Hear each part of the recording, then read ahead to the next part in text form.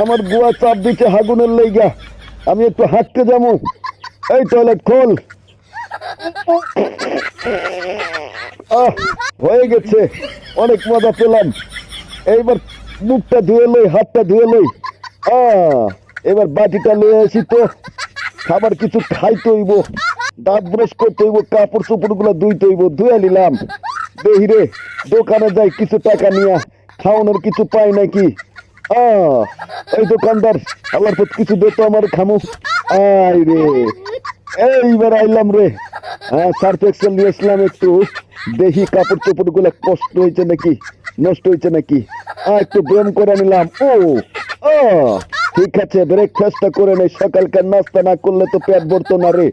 ও এইবার একটু ব্যায়াম করি। ঠিক আছে, ব্যায়াম করলাম, এইবার আবার একটু ঘুমাবো।